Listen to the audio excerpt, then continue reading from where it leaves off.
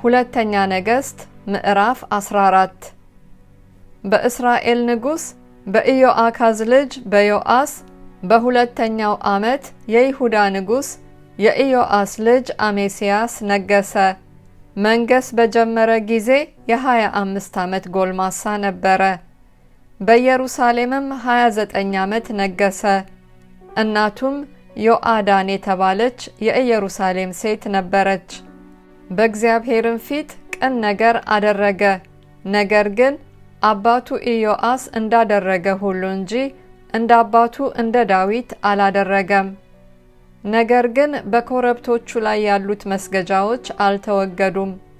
ሕዝቡም ገና በኮረብቶች ላይ ባሉት መስገጃዎች ይሰዋና ያጥን ነበር። መንግስቱም በጸናለት ጊዜ አባቱን የገደሉትን ባሪያዎች ገደለ። በሙሴ ሕግ መጽሐፍም እንደተጻፈ እግዚአብሔርም ሁሉ በኃጢአቱ ይሙት እንጂ አባቶች በልጆች አይሙቱ፣ ልጆችም በአባቶች አይሙቱ ብሎ እንዳዘዘ የነፍሰ ገዳዮቹን ልጆች አልገደለም። እርሱም በጨው ሸለቆ ከኤዶምያስ 10,000 ሰው ገደለ። ሴላን በሰልፍ ወስዶ ስሟን እስከ ዛሬ ድረስ ዮቅትኤል ብሎ ጠራት።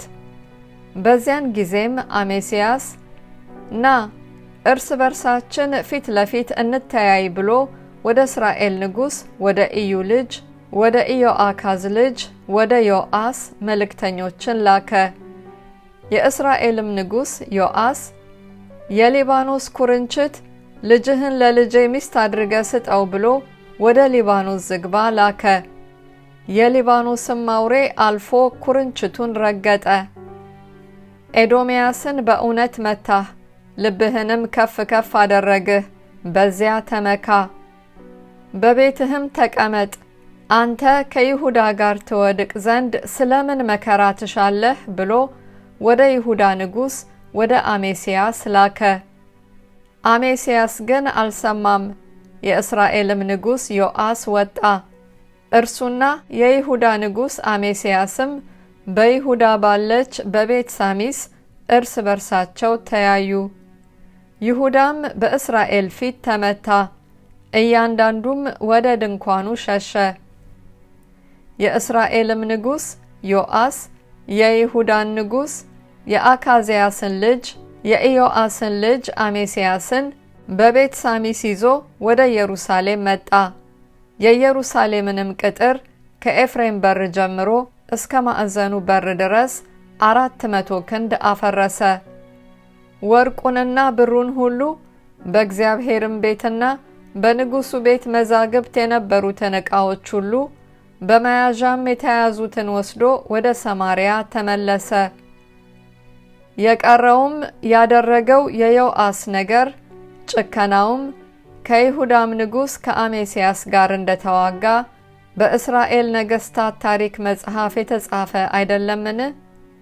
ዮአስም ከአባቶቹ ጋር አንቀላፋ፣ በሰማርያም ከእስራኤል ነገስታት ጋር ተቀበረ።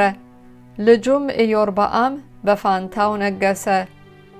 የይሁዳም ንጉስ የኢዮአስ ልጅ አሜስያስ ከእስራኤል ንጉስ ከኢዮአካዝ ልጅ ከዮአስ ሞት በኋላ 15 ዓመት ኖረ። የቀረውም የአሜስያስ ነገር በይሁዳ ነገስታት ታሪክ መጽሐፍ የተጻፈ አይደለምን? በኢየሩሳሌምም የአመጽ መሐላ አደረጉበት። እርሱም ወደ ለኪሶ ኮበለለ። በኋላውም ወደ ለኪሶ ላኩ፣ በዚያም ገደሉት። በፈረስም ጭነው አመጡት። በኢየሩሳሌምም በዳዊት ከተማ ከአባቶቹ ጋር ተቀበረ።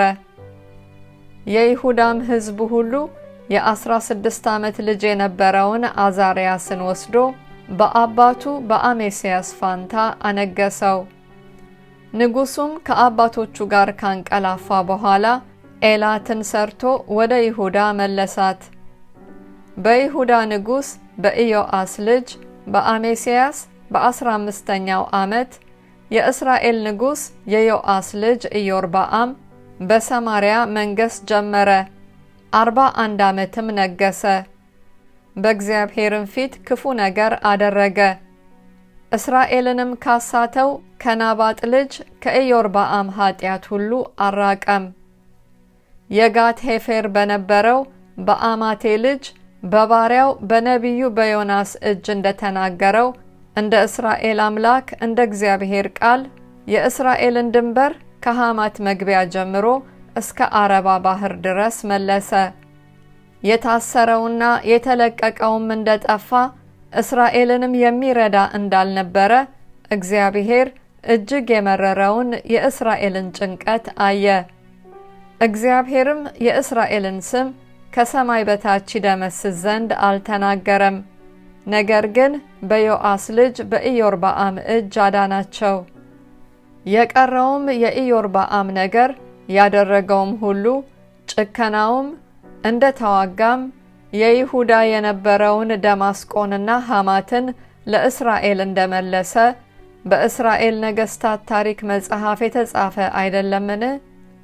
ኢዮርብዓምም ከአባቶቹ ከእስራኤል ነገሥታት ጋር አንቀላፋ፣ ልጁም ዘካርያ በፋንታው ነገሰ።